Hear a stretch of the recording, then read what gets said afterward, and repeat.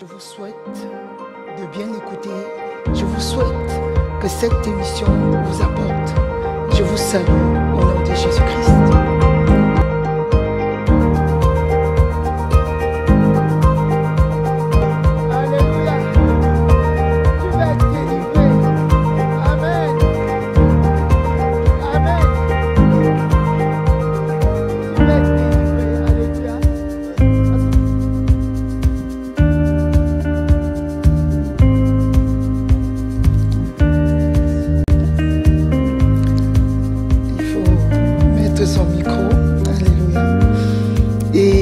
Princesse.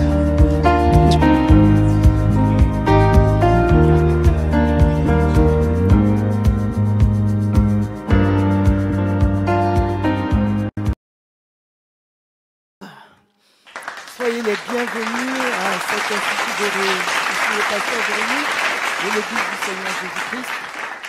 Nous sommes situés au 2 Allée Pierre Latécoère, 89 000 à Auxerre. Téléphonez. Vous appelez au 00 336 79 63 79 69. Soyez bénis. Je ne suis pas seule sur ce plateau. Je suis avec la princesse Hermine qui nous a rejoint à l'Institut de Ré. Alors, elle nous a rejoint que maintenant parce qu'elle a donné naissance à un prince. Un prince qui est comme ça. Soyez bénis. Elle va vous dire un mot. Bonjour, peuple de Dieu, chère Farissa, bonjour. Je suis ravie de vous retrouver sur ce plateau. C'est vrai, j'avais été absente pendant un petit bout de temps. Je n'étais pas sur le plateau, mais je suivais bien l'Institut Béret étant chez moi. Alléluia. Donc, je suis ravie de vous voir. J'étais absente pour la simple raison, comme l'a dit le pasteur Véronique, j'avais donné naissance à un prince. Que la grâce de Dieu. Et le prince est vigoureux, il est fort comme le Seigneur. Il a l'image du Seigneur. Soyez bénis. Amen. Amen. Bon, on va commencer, on va prier. Aujourd'hui, avant même de prier, aujourd'hui, on va parler. On va commencer une émission qui va être basée sur comprendre et briser les malédictions. Vous allez comprendre, après cette émission, vous ne pouvez plus accepter la malédiction. Vous allez détruire toute forme de malédiction dans votre vie. Alléluia. On va prier. Merci Père éternel, merci mon roi, merci mon Seigneur et mon Dieu. Merci cher Père pour ce moment que tu nous donnes Père éternel. De faire comprendre à ton peuple, de faire comprendre au monde entier la malédiction, ce que veut dire la malédiction et la nécessité de briser toute forme de malédiction, la nécessité de ne jamais se connecter à la malédiction au nom de Jésus. Père éternel, par ton esprit, je sais que tu accompagnes cette émission par ton esprit au nom de Jésus-Christ. Que l'esprit de feu, l'esprit de vérité, au nom de Jésus-Christ, accompagne ces paroles. Et que toute personne qui écoute cette émission au nom de Jésus soit délivrée totalement de toute forme de malédiction au nom de Jésus-Christ. Je déclare sur vous, au nom de Jésus-Christ, la liberté. Pour vous tous qui écoutez cette émission, et je sais que vous serez libres après cette émission. Alléluia. Amen. Merci Seigneur. Amen. Amen. Assieds-toi, princesse. Alléluia. Amen. Amen. Vous savez, comprendre et briser la malédiction. La malédiction, c'est des paroles. La malédiction, c'est une parole qui peut être prononcée sur une personne et attirer la colère de Dieu sur cette personne. Et la malédiction vient pour bloquer les vies. La malédiction vient pour bloquer les destinées, pour détruire les destinées. La malédiction vient pour connecter des personnes à des maladies. En gros, la malédiction vient pour détruire, d'où la nécessité de connaître et de comprendre ce que c'est que la malédiction. Littéralement, j'ai pris une définition de la malédiction dans le dictionnaire Larousse, qui veut dire, la malédiction, c'est une parole par laquelle on souhaite du mal sur quelqu'un en appelant sur la personne la colère de Dieu, la colère d'une divinité plutôt, je dirais. Quand on dit la colère de Dieu, vous savez qu'actuellement, nous sommes dans le temps de la grâce. Dieu n'attire plus sa colère sur qui que ce soit. Dieu ne laisse plus que la colère se frappe sur qui que ce soit. Mais c'est Satan qui applique la colère. C'est le Dieu de ce siècle, c'est le Dieu de ce monde qui a encore appelé Satan, qui a encore appelé le diable, qui a encore appelé le serpent, qui va appliquer les paroles de malédiction sur une personne. Alléluia.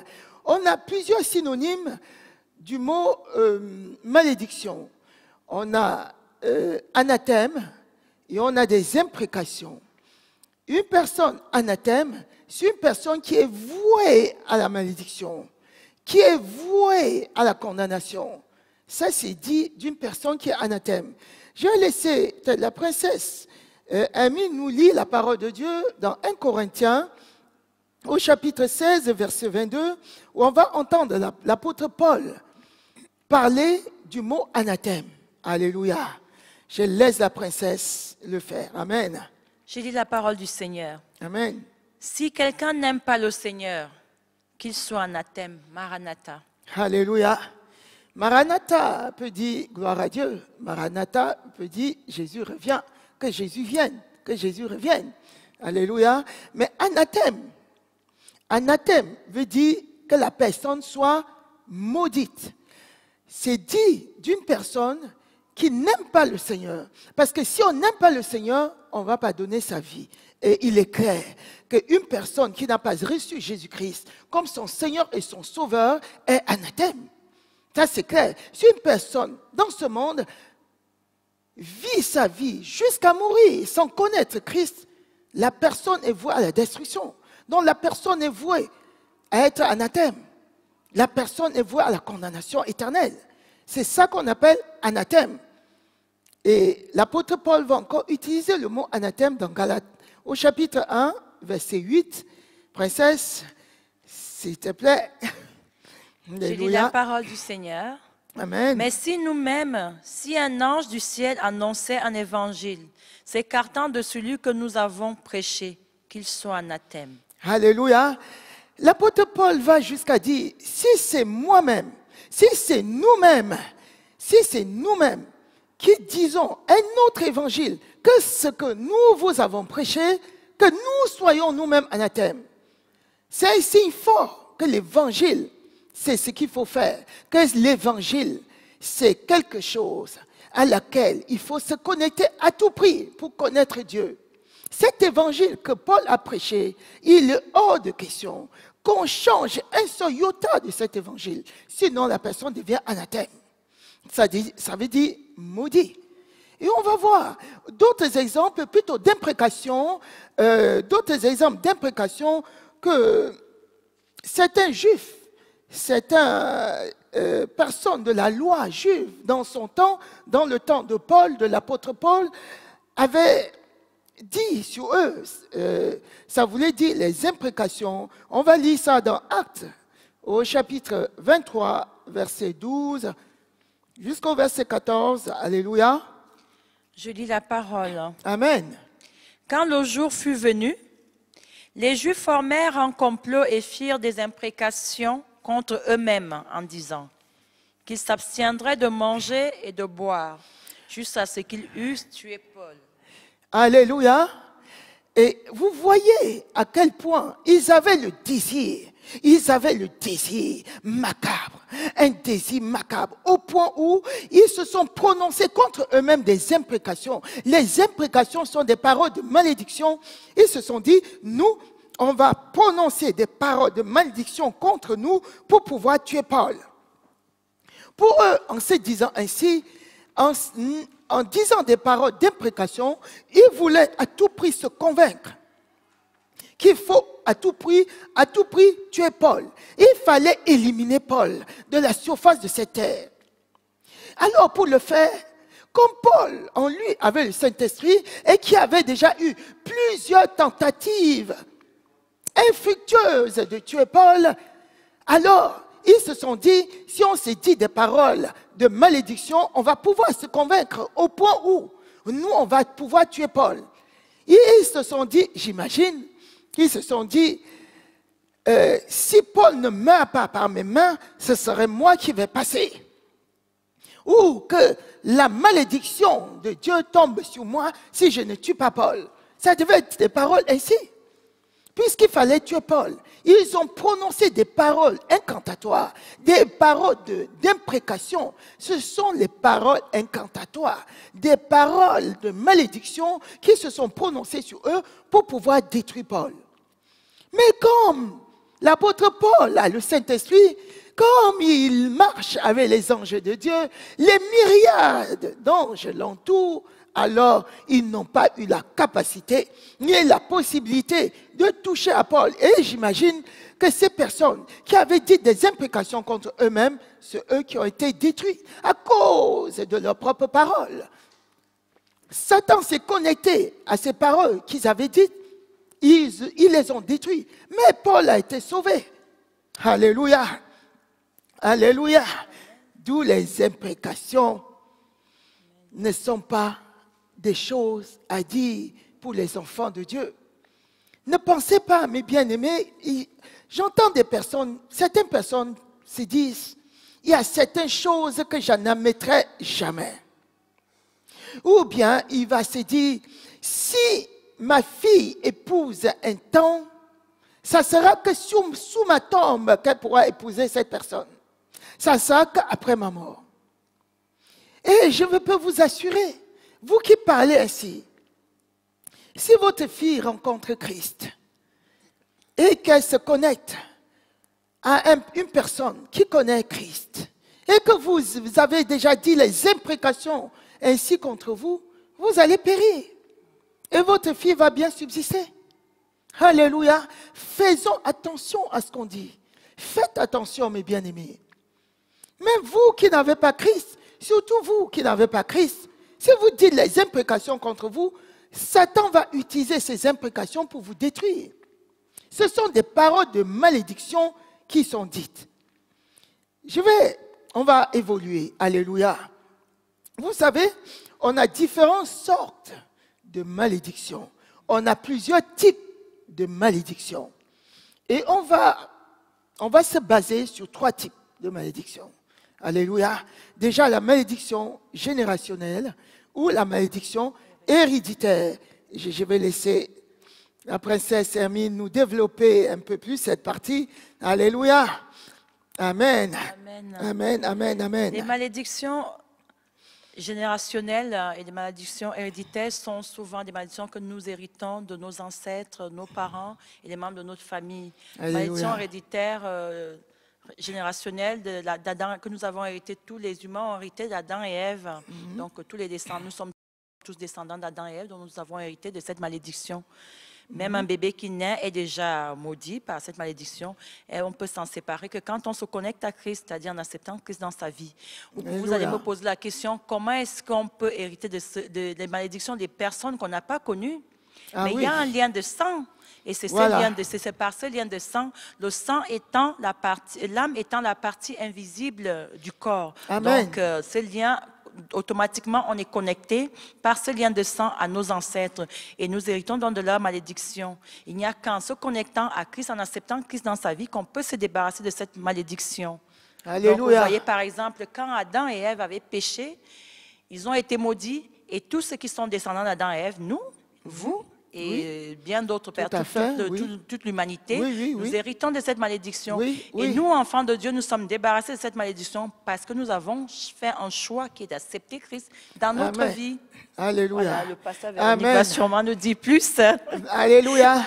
Elle me passe un peu la main, mais je vais lui repasser un peu la main. On peut lire un peu la parole de Dieu, et puisque nous sommes à l'Institut Béret, où il faut vérifier toujours les Écritures, tout ce que nous avançons. Il faut que ça soit appuyé par les Écritures. Parce qu'elle a dit quelque chose tout à l'heure qui m'a beaucoup marqué, qui m'a touché, qu'il faudra vraiment, je vais la faire préciser. Elle va pouvoir préciser ces choses parce qu'elle a dit que l'âme étant la partie invisible du corps et l'âme étant dans le sang. Est-ce que, princesse, tu peux nous préciser les choses en rapport avec la parole de Dieu qui précise que l'âme se trouve dans le sang? Oui. Alléluia. Oui. Amen. Nous allons le lire dans Lévitique 17 à partir du verset 11 jusqu'au verset 14. Alléluia. Car l'âme de la chair est dans le sang.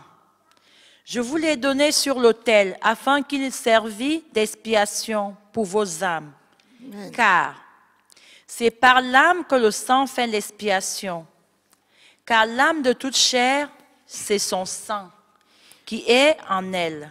C'est pourquoi j'ai dit aux enfants d'Israël, l'âme étant la partie spirituelle, partie invisible de notre personnalité charnelle, dès que l'âme est contaminée par le péché, Alléluia. le sang est également affecté, dont le patrimoine génétique de la personne est automatiquement affecté. Amen. Donc, c'est, en fait, elle a lu, vous avez vu, dans Lévitique, où on comprend, dans Lévitique, on comprend exactement que l'âme d'une personne se trouve dans le sang. L'âme étant dans le sang, on est contaminé.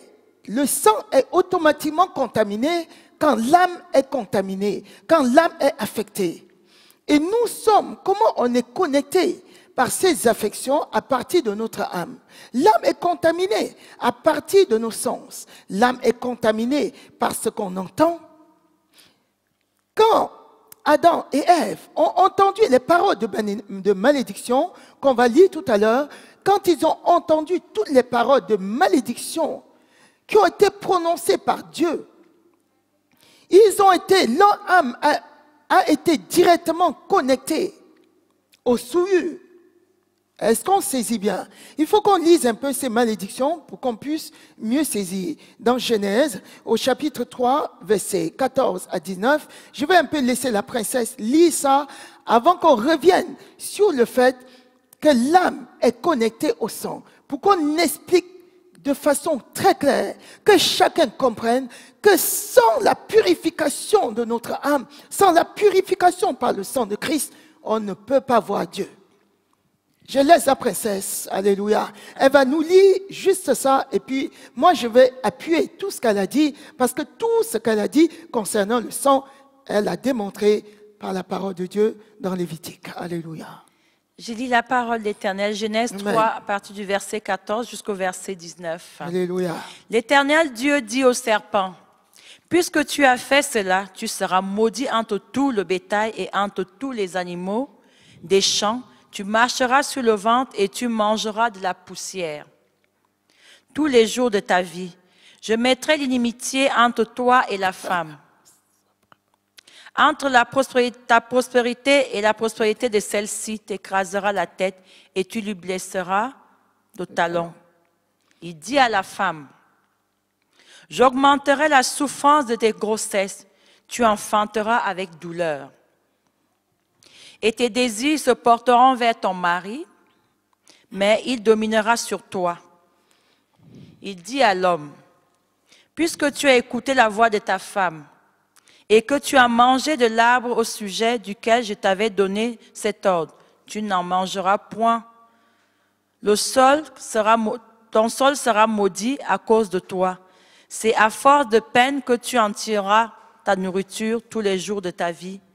Et il te produira des épines et des ronces, et tu mangeras de l'herbe des champs. C'est à la sueur de ton visage que tu mangeras du pain, jusqu'à ce que tu retournes dans la terre, d'où tu as été pris, car tu es poussière, et tu retourneras poussière. » Alléluia. On a entendu tous ces discours-là. Ce sont des paroles. Ce sont des paroles de malédiction.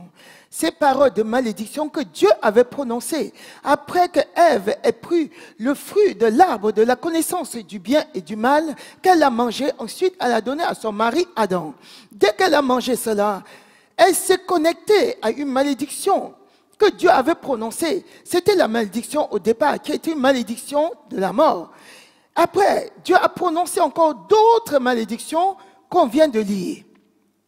Ces malédictions, comment ça fait que ça se connecte au niveau de l'âme? Vous savez que l'âme, comme elle a dit tantôt, l'âme, c'est la partie invisible du corps charnel. Et cette partie invisible du corps charnel se trouve dans le sang. Comment alors ces paroles vont aller se connecter à l'âme? Parce que tout ce qui influence l'âme vient de nos sens, vient de ce qu'on entend, vient de ce qu'on voit, vient de ce qu'on dit, ça vient de ce qu'on touche. Alléluia. Donc, on est souillé par ce qu'on entend. Dès que Dieu a prononcé ces paroles de malédiction, ces paroles sont arrivées directement au niveau de leur pensée. Et comme l'âme est le centre de la pensée, comme l'âme est le centre de l'intellect, et comme l'âme est le centre des émotions, alors ces paroles se sont connectées directement à leur pensée. Leur pensée étant souillée par ces paroles de malédiction, et comme les pensées sont au niveau de l'âme, l'âme a été entièrement souillée. Leur émotion a été connectée à ces paroles-là. Ils ont commencé à fonctionner selon ces paroles de malédiction. Et donc, comme l'âme étant dans le sang a été automatiquement affecté. Leur sang a été automatiquement infecté par ces paroles de malédiction qu'ils ont entendues. Alléluia. Pour mieux préciser les choses, je vais vous donner encore une image. Vous savez, la dépression sur le plan médical, moi je suis dans le domaine médical, je suis mieux placé pour vous expliquer. Et même quelqu'un qui est dans le domaine médical pourra aussi expliquer cela. Alléluia. Pourra confirmer mes paroles, mes dires. Vous savez, la maladie psychiatrique, la maladie comme la dépression, la maladie comme la schizophrénie, les maladies comme les psychoses, les maladies comme la folie, ce ne sont pas des maladies visibles. Ce ne sont pas, on dit ça atteint la tête, mais c'est parce que le raisonnement de la personne est bouleversé. Ce sont des maladies qui atteignent une dimension de l'âme. Ça atteint la dimension de l'âme de la personne. Pourquoi à chaque fois on demande, lorsqu'on veut faire l'étiologie, lorsqu'on recherche l'étiologie de ces maladies psychiatriques, on demande à la personne, est-ce qu'il y a une personne dans votre famille qui a déjà eu un problème psychiatrique? On pose toujours la question parce qu'on sait que ces maladies se déclinent souvent de génération en génération. C'est parce que la malédiction, par rapport à ces maladies, s'est connectée à la pensée de la personne et a souillé son âme. Et à partir de son âme, son sang a été souillé. Et c'est pour ça que vous allez entendre que sa mère était dépressive, elle aussi elle est dépressive. Son père était dépressif, lui aussi il est dépressif. Son père était dépressif, elle aussi elle est dépressive. C'est par ces connexions que ces choses se font. Alléluia. C'est à partir de l'âme que ces connexions se font. Et les gens sont contaminés de génération en génération par certaines maladies qui ne sont même pas physiques. Je n'ai même pas pris le cas de cancer pour qu'on ne dise pas, ah, ces gènes ont été atteints. On voit le cancer dans les cellules. On peut trouver les cellules cancéreuses. Non. Je prends l'exemple de la maladie psychiatrique qui n'est pas identifiée de façon somatique, qui n'est pas somatisable, qui n'est pas effective. Quand on fait des analyses, on ne va pas dire, on a fait une analyse et on a vu la dépression dans son sang. Mais ça se décline de génération en génération. Alléluia. Amen. Amen. Amen. C'est ainsi que les malédictions, la malédiction de Adam et Ève, les malédictions auxquelles nos ancêtres se sont connectés, se sont déclinés de génération en génération jusqu'à nous. Jusqu'à ce qu'on se connecte au sacrifice de Jésus-Christ pour que notre sang soit purifié. Alléluia. L'œuvre de la purification. Amen. Et ce type de malédiction ne peut plus atteindre les enfants de Dieu.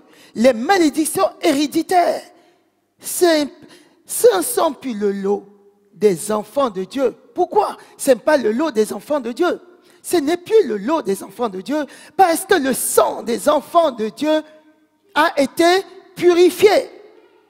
Les enfants de Dieu ont été purifiés. Ils ont trouvé leur sang purifié par le sang de Christ.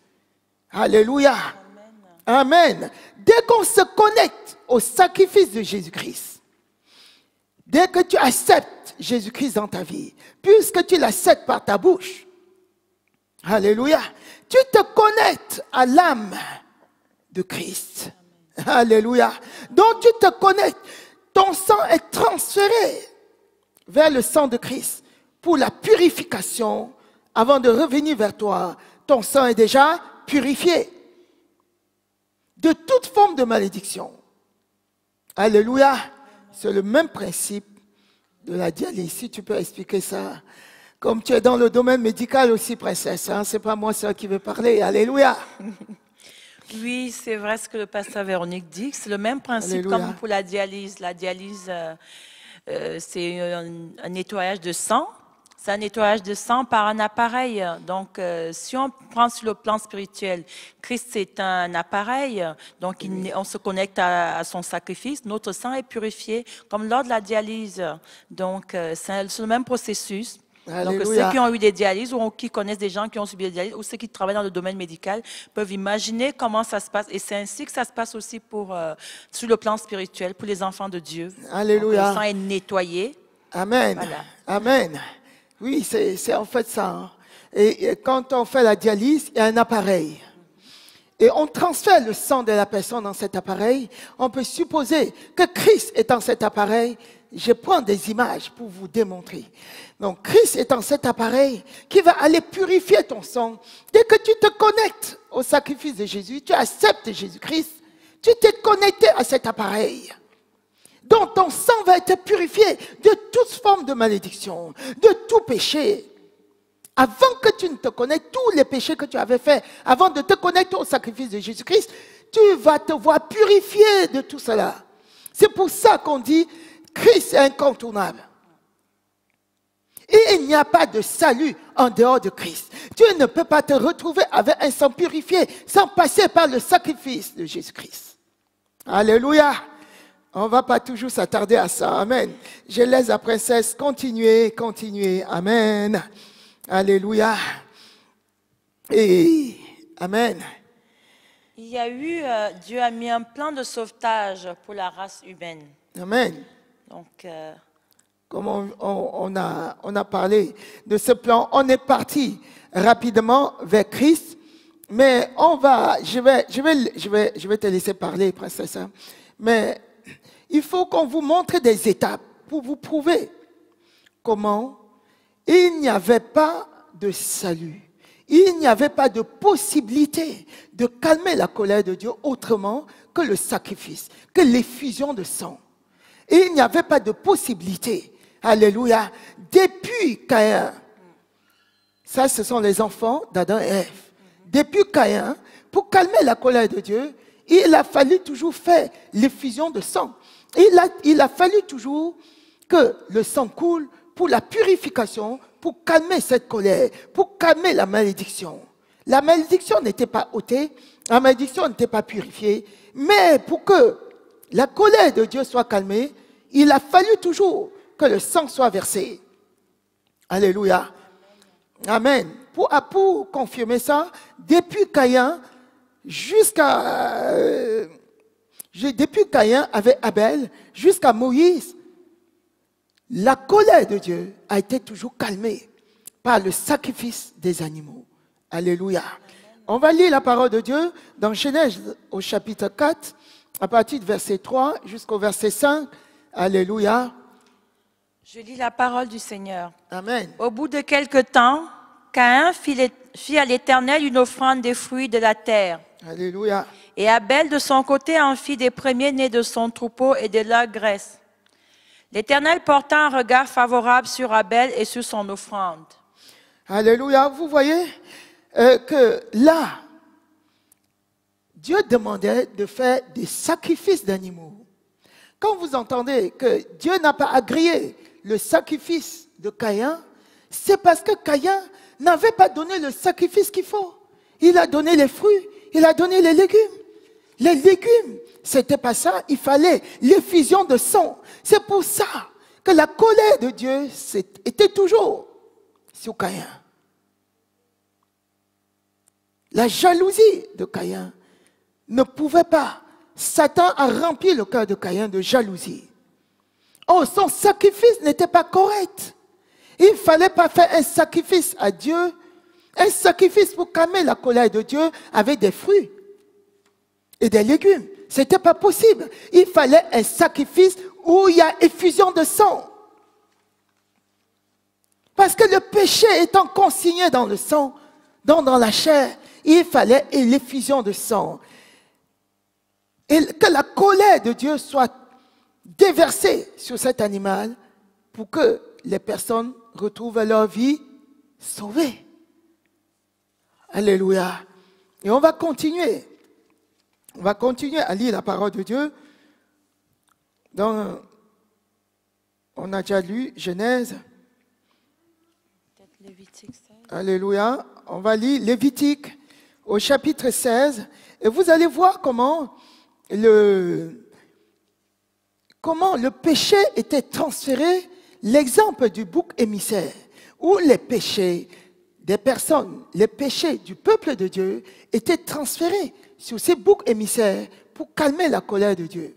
Sinon, la colère de Dieu, cette colère qui avait été prononcée dans le jardin d'Éden, ces malédictions qui avaient été prononcées dans le jardin d'Éden, devaient venir frapper les enfants de Dieu.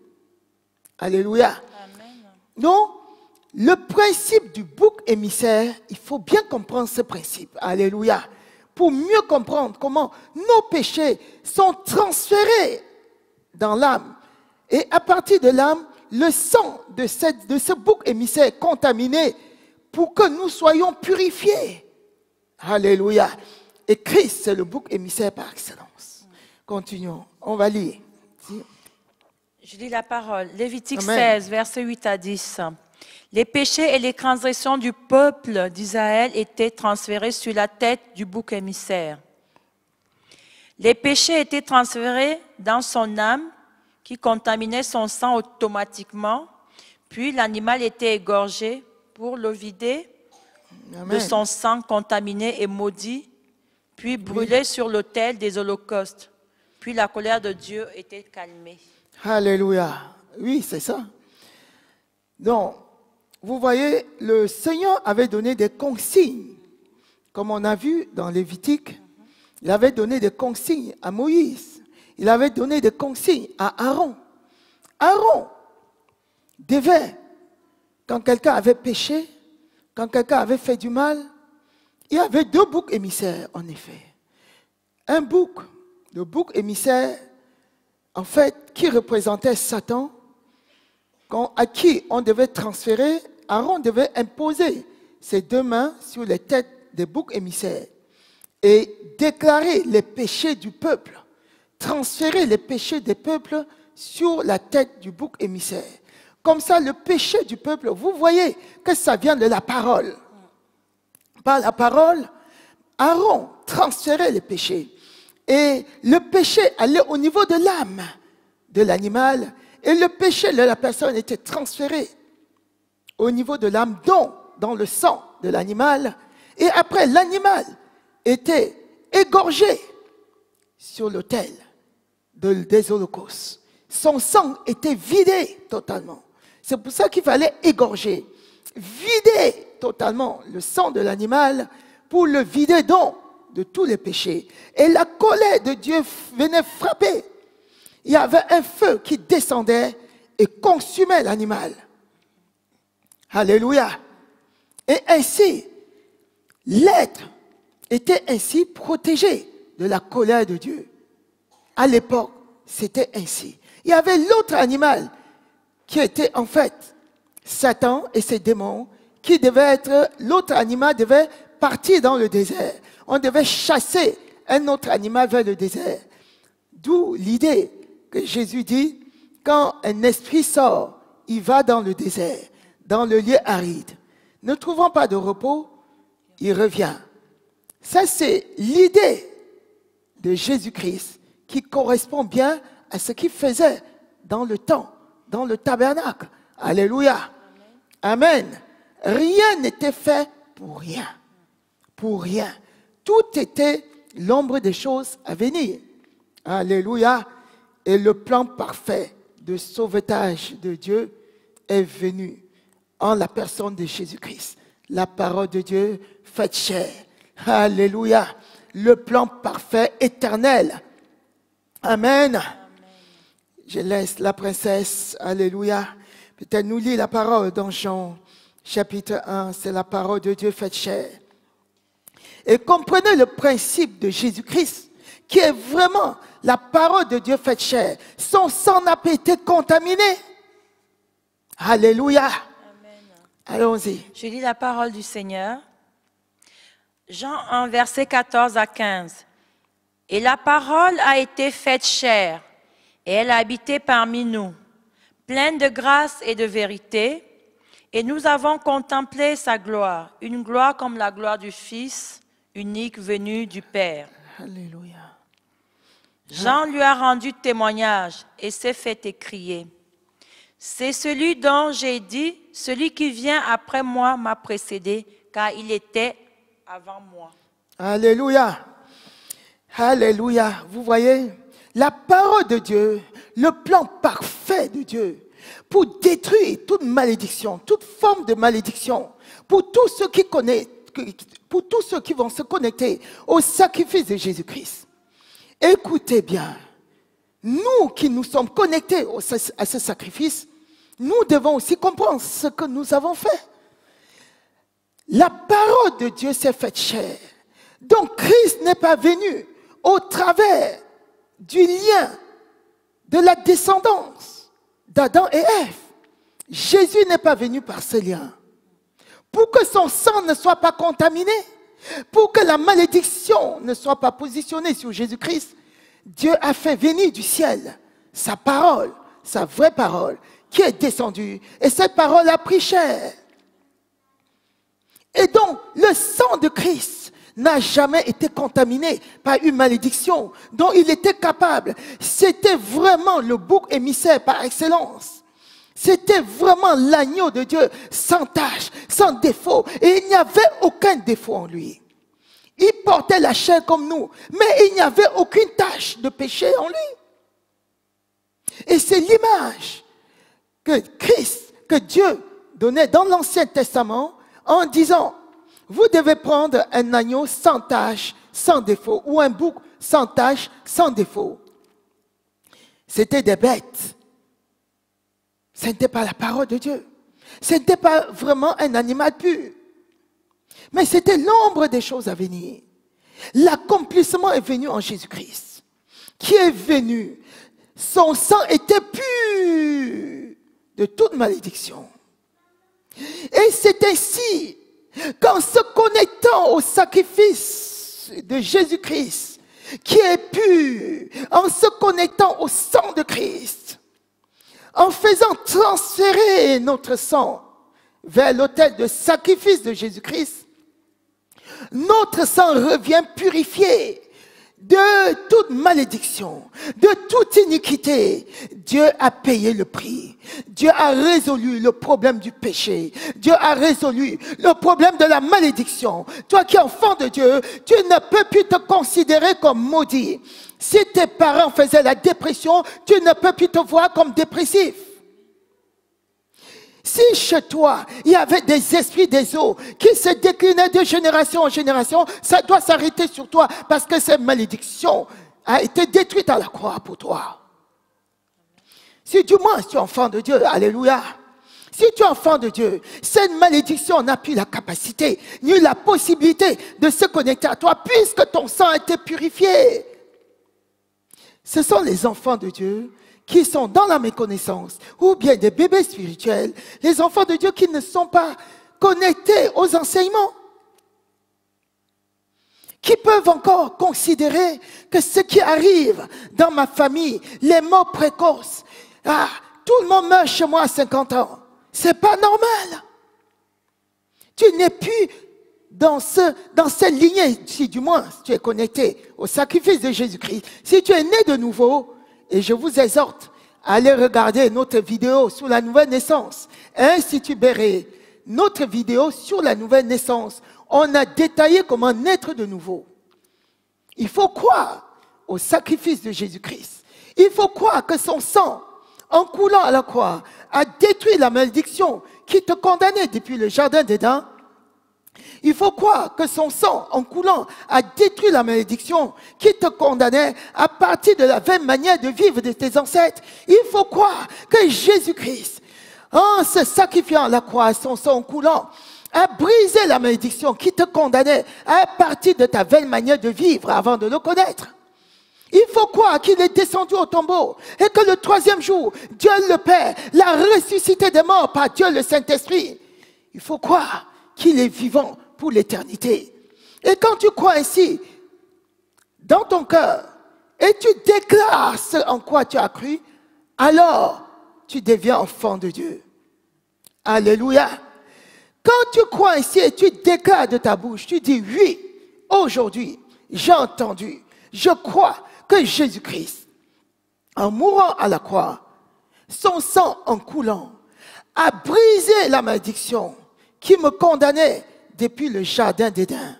Je crois que son sang en coulant a brisé la malédiction qui me condamnait à partir de ma vaine manière de vivre et de la vaine manière de vivre de mes ancêtres.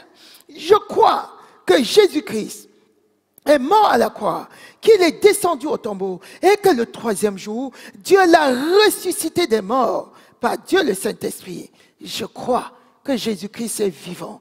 Je crois que je suis sauvé. Je crois que mon sang est purifié et détaché de toute forme de malédiction. Je crois. Alléluia. Si vous avez fait ainsi, alors vous êtes né de nouveau et votre sang est actuellement purifié de toute forme de malédiction. Ce qui vous reste à faire, mes bien-aimés, la semaine prochaine, quand on va prier, faire des paroles, faire des prières, des déclarations, vous allez déclarer après nous. Alléluia.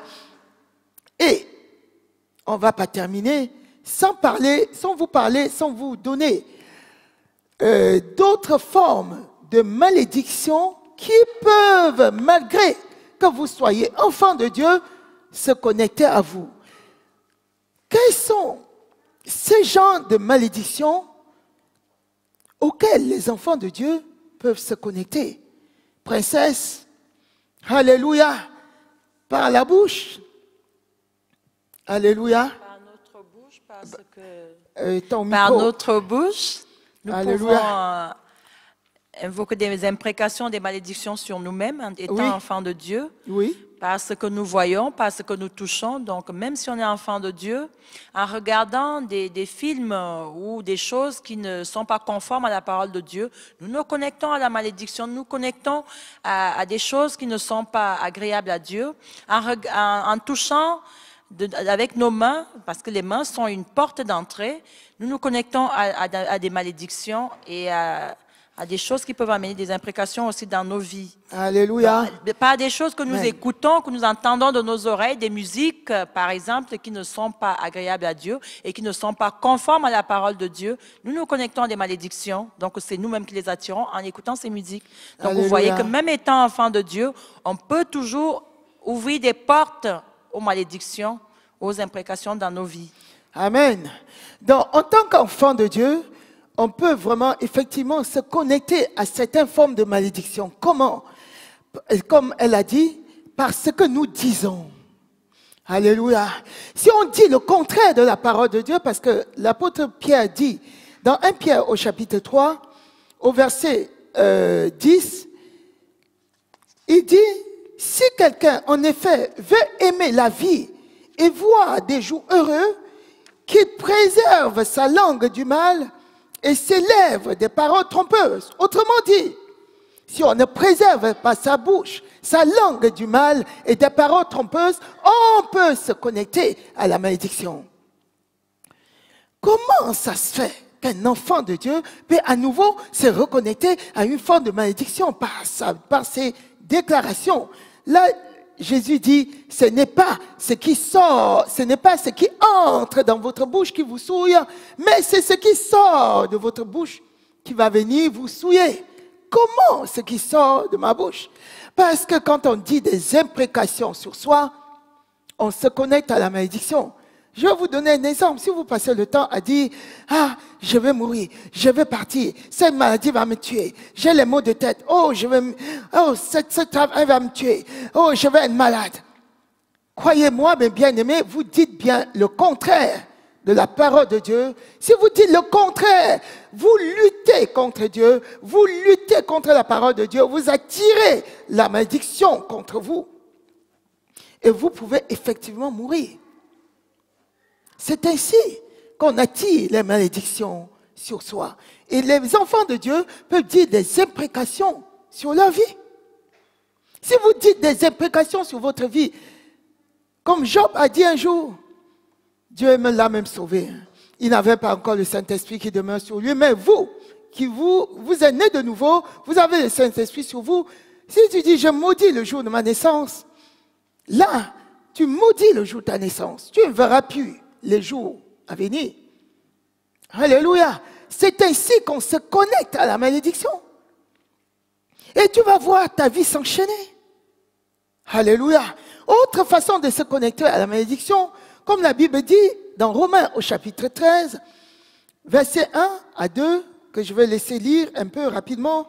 Alléluia, princesse. Amen. Je dis la parole du Seigneur. Que chacun se soumette aux autorités qui nous gouvernent, car toute autorité vient de Dieu, et celles qui existent ont été établies par Dieu. C'est pourquoi celui qui s'oppose à l'autorité résiste à l'ordre de Dieu a établi. Et ceux qui résistent attireront une condamnation sur eux-mêmes. Alléluia. On dit, celui qui résiste à l'autorité attire une condamnation. Tu prends la condamnation, tu prends la malédiction et tu te mets la malédiction. C'est ce qui est écrit. Celui qui résiste aux autorités, que ce soit les autorités administratives, que ce soit les autorités spirituelles, que ce soit les autorités familiales, ces autorités viennent de Dieu. Ce n'est pas pour rien, mon bien-aimé et ma bien-aimée, que tu es né d'une famille avec un père qui est l'autorité.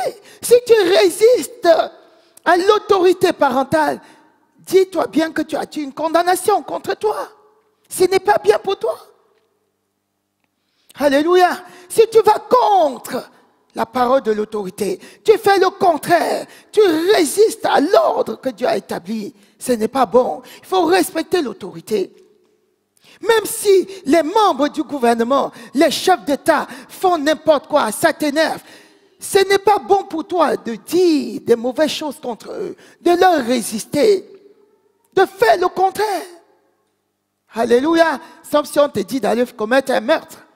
Tu ne vas pas commettre. Parce qu'il y a une autorité suprême. L'autorité suprême divine ne peut pas être en dessous de l'autorité que lui-même a établie.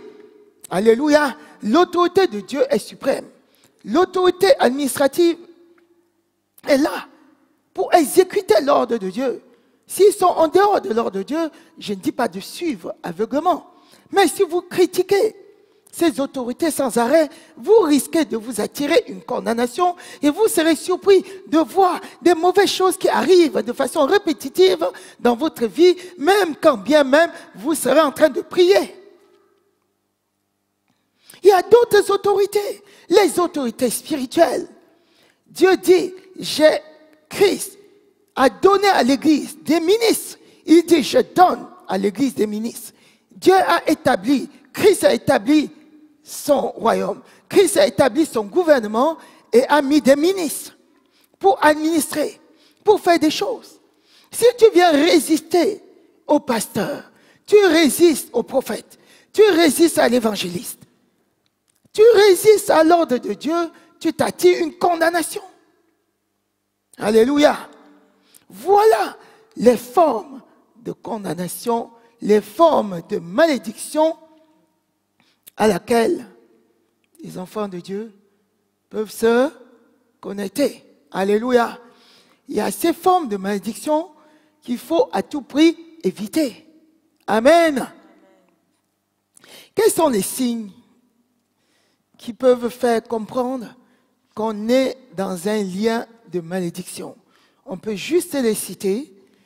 Princesse. Par exemple, on peut rencontrer des problèmes relationnels répétitifs dans sa vie. Oui. Les problèmes d'accident, les problèmes financiers, les problèmes d'échec, les incapacités à concevoir, ça peut venir d'une malédiction aussi. Oui. Des maladies chroniques, ça peut venir des malédictions. Des accidents, des blessures graves, Oui, oui. différentes choses, le suicide même peut Alléluia. être une malédiction quand c'est attiré des maladies psychologiques, mentales, Oui, morales et oui, physiques. les maladies psychiatriques en général, même les participations faciles. Vous voyez une personne qui va adhérer facilement aux sectes, qui va rapidement adhérer aux sectes. Il y a une malédiction derrière cette personne. Facilement. La personne va signer des pactes sans problème. La personne va adhérer rapidement à une société de sorcellerie, à une confrérie de sorcellerie, sans problème. Ça, c'est des liens de malédiction. Alléluia. La personne va adhérer aux religions païennes sans problème et résister souvent. Ce genre de personnalité résiste souvent aux autorités spirituelles, résiste souvent aux enfants de Dieu, résiste aux églises réveillées parce que ces églises viennent de Dieu. Alléluia. Les décès prématurés, voilà. Les rébellions, ça sont des signes. La poursuite des péchés sexuels, de tous ordres, dans toutes ces formes, sont les liens de malédiction. Alléluia. Déshonorer ses parents, le manque de pardon, l'amertume. Je ne pardonnerai jamais. Tu entends, je ne pardonnerai jamais, jamais. Qu'est-ce qu'il y a? Si vous êtes dans cette situation, il faut vous connecter la semaine prochaine pour qu'on fasse des prières de déclaration, pour que vous soyez totalement libérés de tout lien de malédiction. Alléluia. Amen. Amen. Soyez bénis, soyez bénédictions. Alléluia. Ne ratez pas la semaine prochaine. Soyez connectés à l'Institut Béret. Alléluia. À la même heure. On sort ensemble et on va faire des prières de déclaration. On va briser toute forme de malédiction dans votre vie.